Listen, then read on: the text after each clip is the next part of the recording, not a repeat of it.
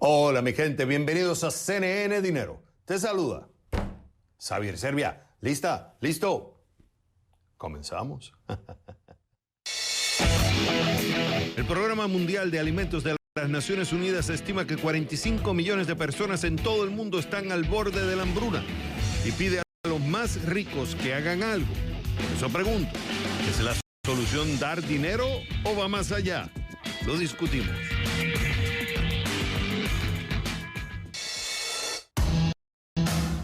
Los argentinos van a las urnas para votar en las elecciones legislativas en medio de un complejo panorama económico. Por eso pregunto, ¿cuáles son los posibles escenarios que se barajan y qué efectos podrían tener en la economía? Lo analizamos.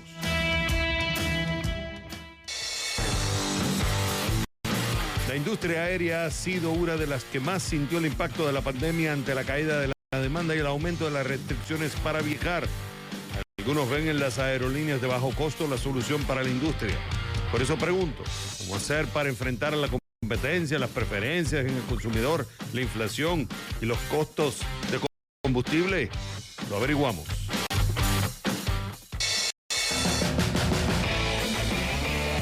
Eres extranjero y no resides en Estados Unidos, pero tienes dinero en la bolsa y te preocupan los impuestos. En un nuevo Dime Xavier, te explico qué impuestos pudieras pagar por las ganancias que obtienes de tus inversiones.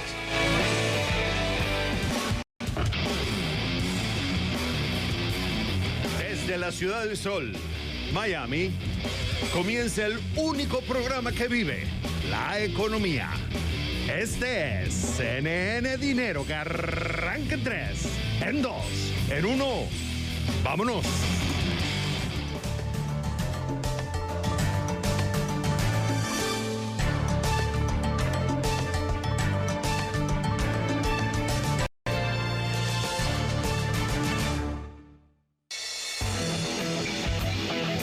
El Programa Mundial de Alimentos de las Naciones Unidas estima que 45 millones de personas en todo el mundo están al borde de la hambruna y pide a los más ricos que hagan algo. Por eso pregunto, ¿es la solución dar dinero o va más allá? Lo discutimos. Pero primero, vamos con el contexto. ¿Qué está pasando? El director del Programa Mundial de Alimentos de las Naciones Unidas, David Beasley, dijo en una entrevista a CNN que los multimillonarios deben dar un paso al frente por una sola vez y contribuir con unos 6 mil millones de dólares para ayudar a las personas en extrema pobreza, porque es importante. Estos 6 mil millones de dólares ayudarían a salvar la vida de 42 millones de personas que están en riesgo de morir por falta de alimentos, y esta cifra se elevó a 45 millones en la más reciente actualización de las Naciones Unidas. Según Beasley, esa cantidad de dinero solo representaría un 2% de la fortuna de Elon Musk. ¿Qué dijo Elon Musk? El CEO de Tesla retó en un tuit a que si el Programa Mundial de Alimentos de las Naciones Unidas puede describir cómo los 6 mil millones de dólares resolverían el hambre en el mundo, vendería sus acciones de Tesla, aclarando que debe contemplarse una contabilidad abierta para que el público vea con precisión cómo se gasta el dinero. ¿Es el dinero la única solución? Le pregunto a Luis Rabina, profesor de la Universidad de Navarra. Luis, uno escucha, claramente hay un problema. O sea, estamos mejor que antes. La pobreza ha disminuido, lo cual es positivo. Hay menos personas, si uno compara entre 1990 y el presente, la cantidad de personas viviendo en extrema pobreza ha disminuido considerablemente. Pero la realidad también es que con todo esto de la pandemia se ha ido agravando. Entonces, ya hay estimaciones del Banco Mundial, incluso en las Naciones Unidas, dice que puede haber un aumento en el tema de la hambruna debido a la pandemia. Entonces hay que hacer algo. En otras palabras, no se olviden. Pero entonces aquí viene el debate de que algunos dicen, bueno, la solución es la plata. Le están pidiendo a los ricos, dame plata. Pero hay otros que dicen, sí, pero hay que atacar el problema por otro lado, porque hay un tema, el tema de la corrupción, no se habla mucho, el tema de que las ayudas no están llegando de forma eficiente a la gente que tiene que llegar. Yo le pregunto a usted, ¿la solución es dame más plata? ¿O hay otras formas de atacar el problema y no necesariamente pedir más plata? La solución no es dame más plata, aunque parte de la solución y parte muy importante es la plata. Esto se puede ver o se puede ejemplificar en una persona. Estamos hablando de un problema mundial, pero también sucede con una persona. Si tú a una persona le estás dando plata y no hay nada a cambio, es decir, no hay una buena administración de esa plata, esa persona se termina acostumbrando a la subvención y te quedará siempre o siempre necesitará de esa subvención. Igual sucede con los países. Lo que has comentado antes es totalmente cierto, pero también es verdad que la disminución de la pobreza en el mundo se produce básicamente por la reducción de la pobreza en India y China. Los otros países no sé es tan claro, aunque en muchos países sí. Lo que sí estamos viendo, que es lo que acabas de comentar, que en algunos países está aumentando, no disminuyendo. ¿En qué países está aumentando? En aquellos países que tienen conflictos bélicos o que tienen alta corrupción. Entonces, de alguna manera, como se suele decir en estos ambientes, el dar más plata sin una buena administración lo único que hace es engordar al cerdo. Fíjate que tú lo conoces muy bien, el caso de Agnus Deaton, que incluso ganó premio Nobel. Se ha dedicado a investigar esto y él decía que es muy importante la ayuda de los países en desarrollo, de los países desarrollados a los que están en vía de desarrollo. Pero hay un problema donde aquellos países, pero no, él decía, no necesariamente, viéndolo en una entrevista, no necesariamente asumir que más plata, dar solución al problema de la pobreza, especialmente en los gobiernos, donde gran porcentaje de sus ingresos depende de esta ayuda extranjera. Entonces, lo que se está creando, él dice, se crea como una especie de clientelismo, donde estas personas que trabajan en los gobiernos responden más a los que dan la ayuda que realmente a los que van a recibir la ayuda. Entonces él critica a muchos de los países ricos que dicen, se pegan en el pecho de que estamos ayudando a los países pobres, pero no están fiscalizando si esa plata está llegando.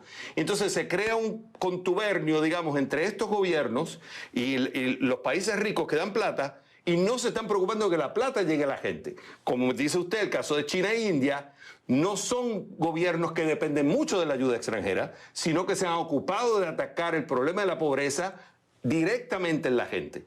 Puede ser ahí una forma de solucionar el problema, no tanta la dependencia de los gobiernos y que la plata que sale de los países vaya más directamente a la gente a través de empresas privadas, a través de fundaciones y no necesariamente a través de los gobiernos.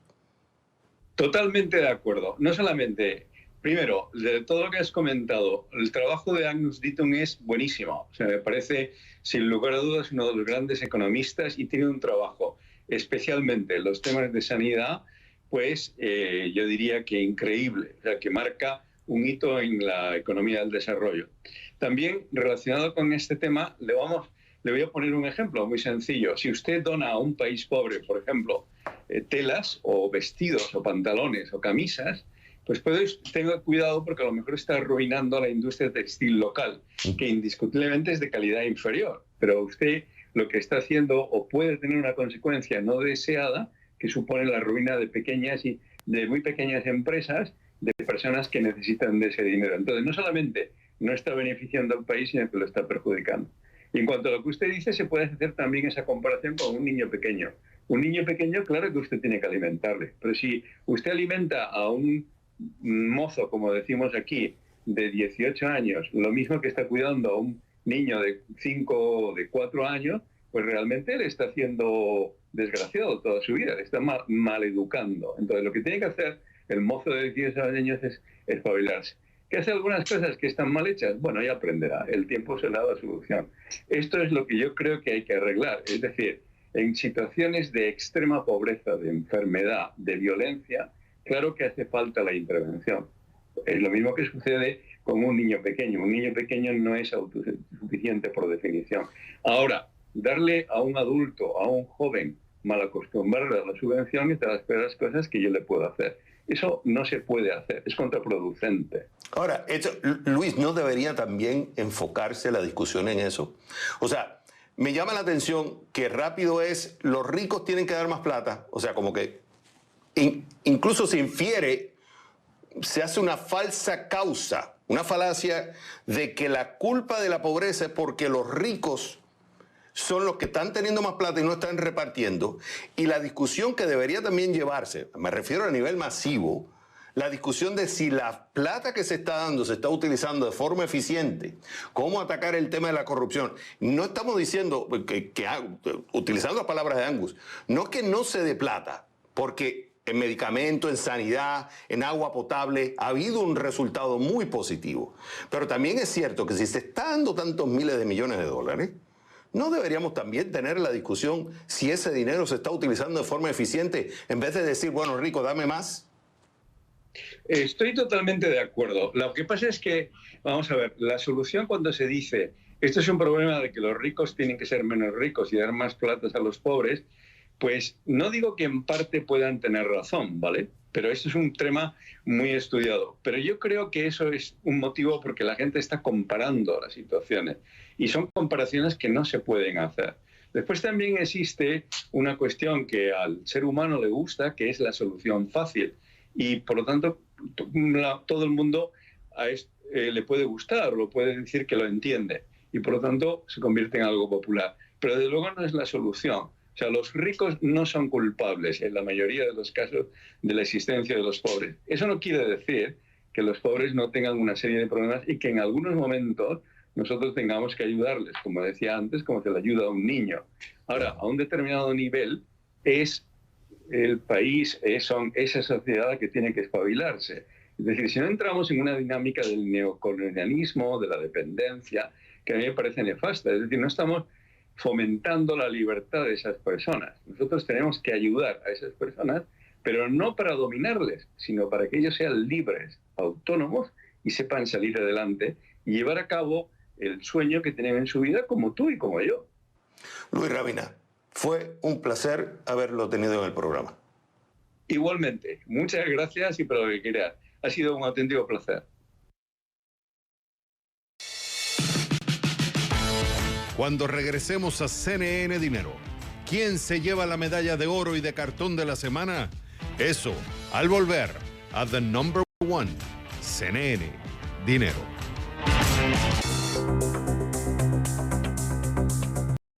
Los principales actores de la industria automotriz se niegan a respaldar el compromiso de vender solo automóviles y camionetas con cero emisiones para el 2040, lo que da un golpe a las esperanzas de un gran progreso tras la cumbre de la ONU sobre la crisis climática de la COP26. Se espera este compromiso por parte de los gobiernos, inversores y fabricantes de autos, de acuerdo con un borrador de declaración visto por CNN Business antes de su lanzamiento programado para este miércoles. Pero Toyota y Volkswagen, los fabricantes de automóviles más grandes del mundo por ventas de vehículos, BMW, Nissan y otros, se negaron a firmar la declaración. Los activistas climáticos dijeron que China y Estados Unidos, los mercados de automóviles más grandes del mundo, se negaron a suscribir el compromiso. Alemania, hogar de la industria automotriz más grande de Europa, tampoco estaba lista para respaldarla, según una fuente del gobierno alemán. CNN Business busca los comentarios de estos tres gobiernos. ¿Y quién gana esta semana? Rivian. ¿Por qué? Sale a bolsa para competir en el potente mercado de vehículos eléctricos. ¿Qué pasó? Rivian, el fabricante de vehículos eléctricos respaldado por Amazon y Ford, debutó en Wall Street este miércoles, convirtiéndose en la oferta pública inicial más grande a nivel mundial del año y la 12ª cotización más grande de la historia. Esto según el proveedor de datos Refinitiv. El precio de sus acciones fue fijando por encima del rango esperado de $78 por unidad, algo que le permitirá recaudar estimado unos 11.900 millones de dólares, que representa la mayor recaudación para una empresa estadounidense desde que Facebook salió en bolsa y recaudó 16.000 millones de dólares en el 2012. Rivian valdría más que Honda y casi tanto como la propia Ford, con una valoración inicial de más de 77.000 millones de dólares. ¿Qué hay detrás de este auge? El apetito en general por las acciones de los fabricantes de vehículos eléctricos, que está impulsado en parte por los intentos de dejar de depender de los combustibles fósiles. Y los inversores ven en Rivian como un candidato principal para sacar provecho de este cambio. Claro, hay que tener en cuenta que la cotización recién comienza y que tras un debut exitoso, muchas ofertas públicas iniciales han fracasado. Tampoco sabemos cuál va a ser el futuro de esto y si podrá esquivar los desafíos que conlleva una producción a gran escala. Pero lo cierto es que esta semana salió con éxito y por eso Rivian se lleva esta semana la medalla de oro de CNN. Dime. ¿Y quién pierde esta semana? Los accionistas de Tesla. ¿Por qué? El anuncio de la venta de acciones por parte del CEO Elon Musk provocó una caída en el precio de sus acciones. ¿Qué pasó? El CEO del fabricante de vehículos eléctricos preguntó a sus seguidores en Twitter si debía vender el 10% de las 170,5 millones de acciones que posee en Tesla. El veredicto, el 58% de los más de 3.500.000 participantes votó por el sí, pero Musk no solo consiguió una gran reacción a su pregunta, no. Tras el resultado de su encuesta, el valor de las acciones cayó borrando más de 60.000 millones de dólares de valor de mercado de Tesla. Aunque se ha recuperado un poco, todavía sigue por debajo de su precio antes del anuncio. ¿Qué hay detrás de la pregunta? Según el propio Musk, todo se debe a que se viene hablando mucho de que las ganancias no realizadas supuestamente son un medio de evasión fiscal y por eso quiso saber si sus seguidores estaban a favor de que vendiera parte de sus acciones o no. Pero otros creen que puede deberse a alguno de estos tres escenarios. Uno, vender para pagar impuestos. El próximo año Musk tiene que ejercer un paquete de opciones de acciones de Tesla, por lo que se podría pagar un 54,1% combinado entre impuestos estatales y federales. Por eso dicen algunos, le conviene vender ahora y pagar el 20% de ganancia de capital a largo plazo.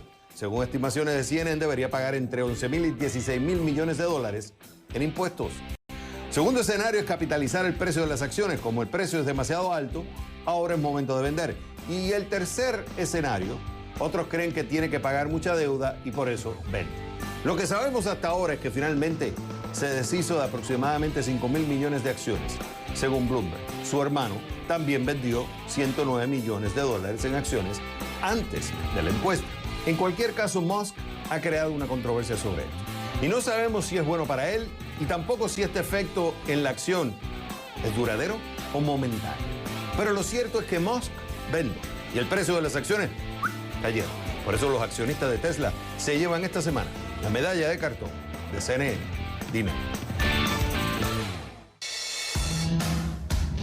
Cuando regresemos a CNN Dinero, los argentinos van a las urnas para votar en las elecciones legislativas en medio de un complejo panorama económico. Por eso pregunto, ¿cuáles son los posibles escenarios que se barajan y qué efectos podrían tener en la economía? Lo analizamos al volver a The Number One, CNN.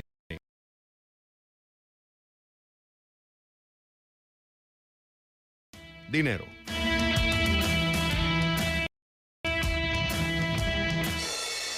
En Estados Unidos la inflación se dispara y por el momento no se ve ningún alivio. Según datos publicados este miércoles por la Oficina de Estadísticas Laborales, los precios que los compradores pagaron por los comestibles subieron un 1% en octubre. Esto con respecto a septiembre y además fueron un 5,4% más alto que en el mismo periodo del año pasado. En general, los precios que también incluyen alquileres, automóviles y energía subieron un 6,2% en los últimos 12 meses. Se trata del mayor aumento desde 1990. En los supermercados, los filetes de carne subieron un 24,9% más en octubre que hace un año. Los huevos aumentaron un 11,6% y el pollo un 8,8%. Lo peor es que las constantes presiones en la cadena de suministro significan que los altos precios probablemente se mantendrán durante un tiempo.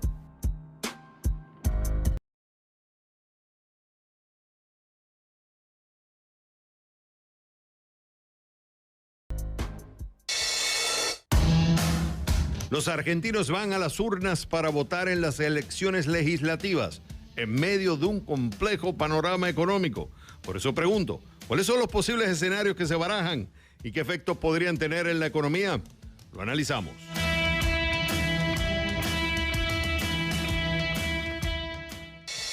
Ok, Javier, vamos a llevar esto por parte. Para que la gente nos pueda seguir, no tan solo el que está en Argentina, sino el que está fuera en Argentina entienda lo que está pasando. ¿Cuál es el contexto económico actual que está viviendo el argentino y en ese contexto es donde se está dando esta elección legislativa? Es un contexto muy difícil para los ciudadanos porque, por un lado, tenemos niveles de inflación muy altos, superiores al 50%. Digo, 50%, reitero este valor porque en el resto del mundo son valores que no se pueden a veces medir o mesurar o percibir. Digo, de que las cosas aumenten un 5 o un 4% mes a mes. Y además de esto, hay restricciones a la compra de dólares, tenemos varios tipos de cambio, un dólar oficial en un valor de 100 pesos aproximadamente para las importaciones y un dólar financiero libre de unos 200 pesos, es decir, una diferencia donde uno es el doble del otro. Y esto genera bastantes excepciones en los precios. Es decir, por ejemplo, una licuadora que uno que compra porque está importada la está pagando con un dólar de 100, porque el Banco Central al importador le vende los dólares a 100. Pero si es algo que no tiene la posibilidad de comprar esos dólares, lo está pagando con un dólar de 200. Entonces hay precios relativos que están muy desvirtuados en un escenario post-pandemia y además que viene de una crisis bastante larga, como siempre Argentina con sus crisis, que esto nos genera una pobreza enorme, más del 50% de los niños son pobres. Veníamos de una situación donde el final del gobierno anterior había sido con un default de la deuda en pesos, y a eso se suma que este gobierno no generó confianza desde el principio en los mercados, grandes bajas cuando ingresó el gobierno de Alberto Fernández, y luego la pandemia, es decir, a los 4 meses que ingresó este gobierno, una pandemia donde tuvo muchísimas restricciones, la circulación, uno de los países que tuvo las actividades cerradas durante más tiempo, lo que aceleró una enorme caída económica, y este año un crecimiento bastante rápido, superior al 9%, pero en gran parte por lo que se llama el arrastre estadístico, más del 6% de arrastre estadístico, es decir, de que estaba tan en el piso en la mitad del periodo que si uno lo mira ahora, algo hemos crecido, pero seguimos con serias dificultades. El votante argentino está yendo con un sufrimiento económico, vamos a decirlo. Muchos sectores están sufriendo económicamente. Entonces, ¿ustedes cuáles son los escenarios que están barajando? Ahí tenemos un escenario poco probable, podemos decir, que sea que si el gobierno tiene una respuesta negativa en las elecciones, tome las medidas necesarias y haga un rápido acuerdo con el Fondo Monetario Internacional, reduzca el déficit fiscal y tome unas medidas como las que tomó el año pasado cuando tuvo la crisis cambiaria de octubre, pero ese se ve bastante poco probable. Otro escenario poco probable es una radicalización más extrema. Sería, por ejemplo, que el ala izquierda del partido gobernante tome muchísimo más poder o directamente se vaya del gobierno y lo deje solo. Esos escenarios, la verdad que la mayoría de los economistas y los políticos, inclusive más opositores, lo ven como algo poco probable. Y el escenario más probable es que tengamos incertidumbre y más volatilidad. Más volatilidad, digo, con la realidad peleándose con las expectativas en 2 años o más que le quedan a este gobierno. ¿Por qué? Porque no están los shocks positivos que tuvimos el año pasado. El año pasado tuvimos 10.000 millones de dólares de excedente por los precios de la soja, que hoy no están. Tuvimos casi 5.000 millones de dólares de los DEX que emitió el Fondo Monetario Internacional, que este año probablemente no están, y además no tenemos cerrado el acuerdo con el FMI. Entonces, el escenario que llamémosle sería el más probable es que se llegue a algún acuerdo post-elecciones con el Fondo Monetario Internacional y que se vaya postergando esta volatilidad con un equilibrio inestable. Es decir, que sigamos en una crisis, no hay un escenario muchísimo más positivo. Javier, quiero una reflexión, me ayudes a entender, porque yo llevo en CNN más de 10 años y he visto a Cristina Kirchner, la administración de Cristina Kirchner, vi la administración, o sea, reporté la administración de Macri. Ahora estamos hablando a nivel económico con la administración actual. Y es como si escuchara el mismo script. Es el mismo libreto. O sea, si tú sacas a los personajes que estaban administrando en ese momento, es como si todo fuera un hilo conductor que no cambia. Es como que pareciera que va ciclo, vuelve y vuelven de nuevo. Y salen del Fondo Monetario Internacional y entran de nuevo. Y controlan la inflación y vuelve la inflación. Y cuando estudia la historia económica argentina, esto no es nuevo de ahora, de los últimos 20 años, ya viene de antes. Entonces uno se pregunta y dice, ¿qué le pasa a la economía argentina? ¿Qué le pasa a los argentinos que vuelven al mismo problema? Que habían salido de inflación y ahora están en una inflación del 50%. What is going on? Sí, ahí hay totalmente de acuerdo y son básicamente 50 años de estas idas y venidas, o incluso un poco más. Y por un lado está, ¿qué le pasa a la economía argentina? Bueno, la economía argentina no crece. Ese es el principal problema. Cuando el país no crece, aumentan las pujas distributivas y estamos discutiendo sobre lo mismo en cómo repartir. Y en ese cómo repartir también hay un dato que no es menor. La gente que es beneficiaria del Estado, es decir, los que no pueden trabajar o no tienen trabajo o no quieren trabajar, pero son beneficiarios del Estado, hoy reciben muy poco dinero. Y lo que nos pasa a los argentinos, ahí ya es más difícil porque claramente hay un dilema cultural. Y esto que decía de las expectativas, con las expectativas de que ingrese el gobierno actual, al gobierno anterior le fue mal. Y ahora parece que si en las elecciones al gobierno actual le va mal, al país le va a ir mejor. Las acciones vienen subiendo en estos días un 10% en dólares. Hay un ingreso de inversores que miran el largo plazo y dicen, bueno, si a este gobierno le va mal, a mí va a ir mejor, pero al mismo tiempo, si a este gobierno entonces le va mejor, va a continuar. Entonces, vamos y venimos en los mismos dilemas y entiendo que es una cuestión cultural que debemos resolver entre todos los argentinos con ese tan repetido discurso de que tenemos que replicar algo similar al Pacto de la Moncloa o a los acuerdos de la Concertación de Chile, y que nunca llegamos a hacerlo y seguimos peleándonos los unos contra los otros en estos ciclos de inflación, pobreza y cada vez más degradación social. Javier, fue un gusto haberte tenido en el programa. Un gusto, Xavier, que estés muy bien.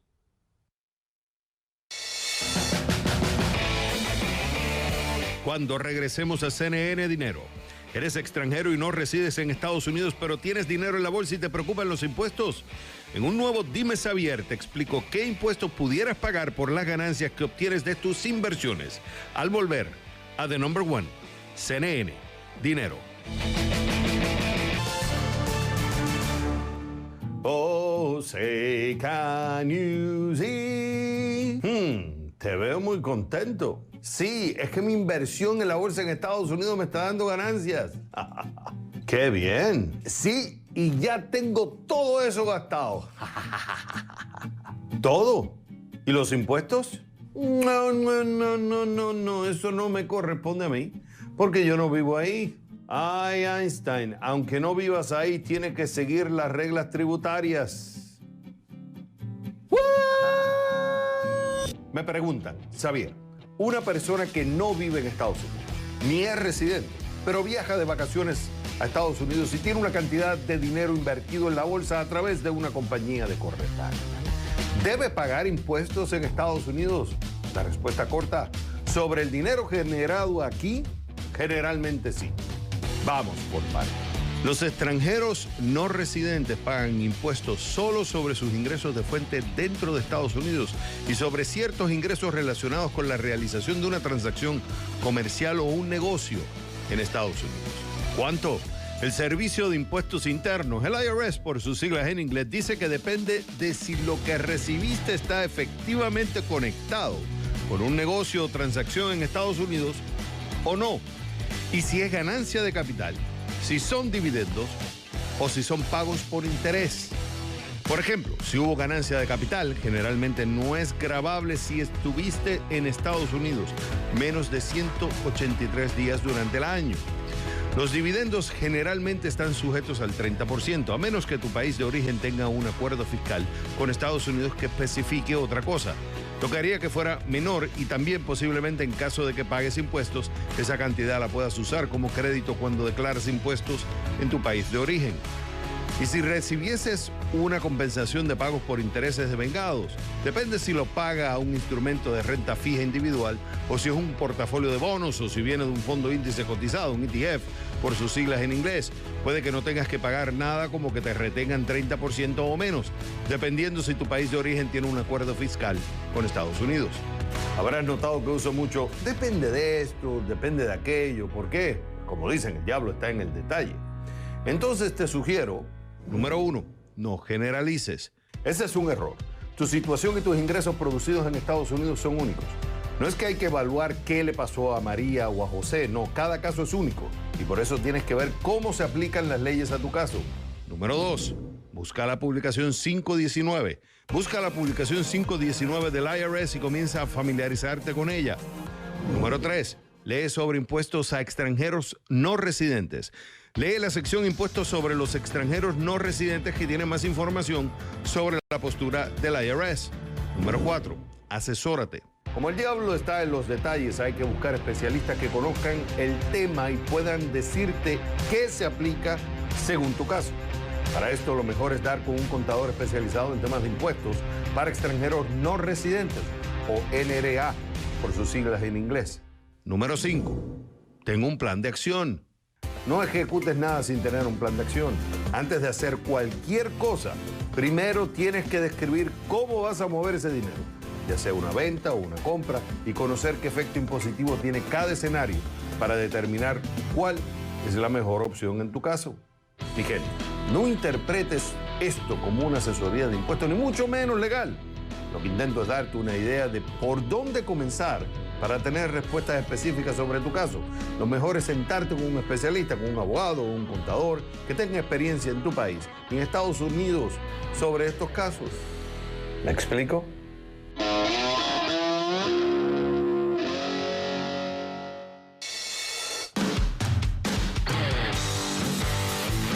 Cuando regresemos a CNN Dinero, la industria aérea ha sido una de las que más sintió el impacto de la pandemia ante la caída de la demanda y el aumento de las restricciones para viajar. Algunos ven en las aerolíneas de bajo costo la solución para la industria. Por eso pregunto, ¿cómo hacen para enfrentar la competencia, las preferencias en el consumidor, la inflación y los costos del combustible? Lo averiguamos al volver a The Number One, CNN Dinero. ¿Tienes alguna pregunta de finanzas personales? ¿Tienes alguna duda sobre tus finanzas? Envíame un video, audio o escríbeme a dimesavier@cnn.com. Si usted ya comenzó sus compras navideñas en línea este año, es posible que vea muchas veces una temida palabra que todo comprador rechaza: agotado.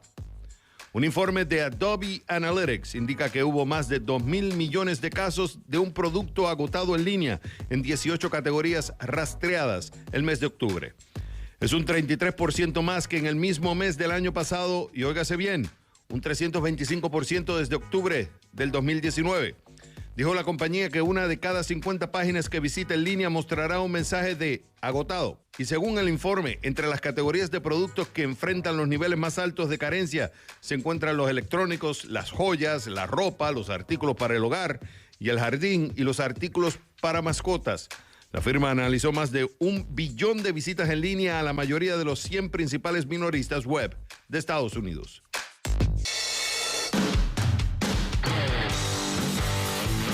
La industria aérea ha sido una de las que más sintió el impacto de la pandemia ante la caída de la demanda y el aumento de las restricciones para viajar. Algunos ven en las aerolíneas de bajo costo la solución para la industria. Por eso pregunto, ¿cómo hacer para enfrentar la competencia, las preferencias en el consumidor, la inflación y los costos de combustible? Lo averiguamos. Félix, la industria de la aviación sufrió mucho con esto de la pandemia, está claro. O sea, la caída de la demanda fue, por un lado fue natural y por otro lado fue artificial a consecuencia de la pandemia. Se hizo una cuarentena y entonces mucha gente no pudo viajar. Ahora se está abriendo la economía. Muchas líneas aéreas están teniendo problemas, unas se han ido a bancarrota, otras se han tenido que reorganizar. Aquí entran las famosas aerolíneas de low cost carrier o de bajo costo. Algunos dicen que esa es la solución. Pero entonces otros dicen, espérate, ¿cómo va a ser la solución en un área donde cada vez la competencia va a ser mayor? Hay que competir, lo que quiere decir que hay que bajar los costos, y por otro lado tienes estos costos que están aumentando, como por ejemplo el tema de la inflación, lo cual afecta a la demanda, y tienes el costo del gas. ¿Cómo ustedes están lidiando con eso? Bueno, Javier, la verdad es que después de cada gran crisis que hubo en la economía y en la aviación, si querés en particular, después de cada gran crisis, el modelo de bajo costo salió ganador, empezando en 9/11, crisis de Lehman Brothers, crisis del SARS, y te podría nombrar otras crisis. Después de cada una de esas crisis, el modelo de bajo costo ganó peso, ganó participación en todos los países. Eso es lo que está sucediendo ahora. Esta es la crisis más grande en la historia de la aviación aerocomercial por lejos. Y lo que está sucediendo es lo que vos bien mencionas. ¿Y por qué? ¿Por qué el modelo de bajo costo, el modelo de ultra bajo costo está ganando participación? Varias razones. La primera es que, a pesar que hay presiones al alza, vos mencionabas inflación, precio de combustible, siempre el modelo de bajo costo y las aerolíneas de bajo costo mantienen un diferencial en el precio versus las compañías legacy o tradicionales. Ese diferencial, que es de doble dígito y que en muchos casos llega a un 20 o hasta un 30%, se sigue manteniendo, a pesar que los precios tiendan a subir, como puede ser ahora debido al aumento del combustible. Y lo que sucede es que después de una gran crisis como esta crisis del COVID-19, los pasajeros, las personas, le dan más valor a cada peso o a cada dólar invertido o gastado en viajes. Entonces, estamos saliendo de una crisis muy profunda económica y los clientes, como te digo, le están dando más valor a cada peso gastado, a cada peso invertido. El otro motivo grande de por qué las líneas aéreas de bajo costo están ganando participación, te puedo dar el ejemplo de Colombia. Aquí nosotros pasamos a tener un 14% de participación a un 25%. En México, hoy las líneas aéreas de bajo costo pesan más de un 70%. En Chile, en Argentina, en todos los países de la región, las líneas aéreas de bajo costo han ganado participación saliendo de esta pandemia. Y eso tiene que ver también con que el cliente, el consumidor, hoy lo que está demandando, además de precio, que es lo que mencionaba recién, donde las líneas aéreas de bajo costo seguimos teniendo un diferencial y un atractivo importante de precio versus las líneas aéreas legacy. Además del precio, hoy las líneas aéreas de bajo costo están brindando un mejor servicio. ¿Y qué hablo cuando hablo de mejor servicio? Hablo que tenemos aviones, una flota mucho más moderna que las aerolíneas legacy. Tenemos en general, y sucede mucho mejor puntualidad que las líneas aéreas legacy. Tenemos una red de destinos que es muy similar a una compañía aérea tradicional, los mismos horarios. Tenemos generalmente páginas web o soluciones tecnológicas más avanzadas que las líneas aéreas tradicionales, lo cual le permite a los clientes autogestionarse. Volamos a donde nuestros clientes quieren que volemos y empezamos a expandir nuestro modelo más allá de los negocios domésticos. Ya no solamente volamos vuelos nacionales o vuelos domésticos, sino que empezamos a volar vuelos regionales. Estaba mirando el modelo de ustedes. Ustedes empiezan en Colombia, se fortalecen en Colombia, ahora tienen Distrito Federal, van a Orlando, Miami, Lima, ahora abrieron San Juan y están aplicando para República Dominicana, El Salvador, Panamá, Brasil, Guatemala y Aruba.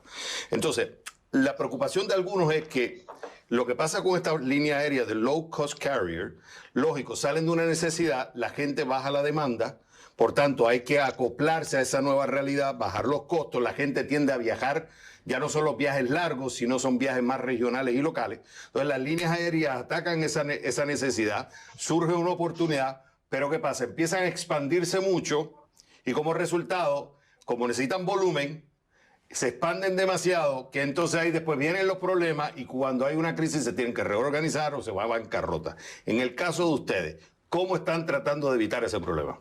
El caso nuestro, Javier, es enfocándonos en lo principal para que no nos suceda lo que acabas de describir, que es el costo. ¿Cómo seguimos bajando nuestros costos? Nosotros, Javier, para el año que viene, para finales del 2022, aspiramos a tener el costo unitario, el costo por asiento más bajo del mundo, a pesar de ser una línea aérea mediana. Nosotros el año que viene vamos a cerrar el año con 30 aviones, que eso en el contexto mundial es un tamaño mediano. A pesar de ser una línea aérea mediana, estamos logrando un costo que nos va a permitir, Javier, ser competitivos y ser sustentables en el tiempo. Y ese crecimiento acelerado que bien describes poder lograr que sea, de nuevo, que sea sustentable, sostenible. Ustedes están apostando hacia el futuro. ¿Qué es lo que están viendo antes y después de la pandemia? ¿Cuáles son las oportunidades que ustedes ven y cuáles son las amenazas que ven después de todo esto que ha pasado, que es un evento natural y que transforma como fue la pandemia? Las oportunidades, Javier, tienen que ver con un consumidor nuevo, que discutíamos y que hablábamos recién, un consumidor que se enfoca más en el precio y que se enfoca en la practicidad. Yo necesito llegar del punto A a B y quiero pagar solamente por lo que necesito. Y en ese sentido, en ese punto, el modelo de bajo costo en general y Vivo en particular tiene una ventaja grande versus los competidores, especialmente versus los competidores legacy o tradicionales. Y en cuanto a amenazas, yo creo que lo mencionabas antes vos, tiene que ver con el precio del combustible, es una amenaza, tiene que ver con las tasas de cambio en la región, especialmente en Sudamérica. En ambos casos hay estrategias de mitigación que pasan principalmente por coberturas. Y también, por supuesto, en el futuro, Javier, no hay que descartar que vuelva a haber otro tipo de pandemia. Y a donde, si llegara a haber otra pandemia, es temas que están fuera de control de la aerolínea, lockdowns, cierres aéreos, cierres temporales. Entonces te diría que esas son las principales amenazas. Félix Antelo, fue un gusto haberte tenido en el programa. Un gusto, Javier, y te mando un saludo a vos y a toda la audiencia. Bueno, mi gente, hemos llegado al final de otro episodio más de CNN Dinero. Ya ustedes saben, esto es CNN Dinero, donde la prosperidad está a su alcance.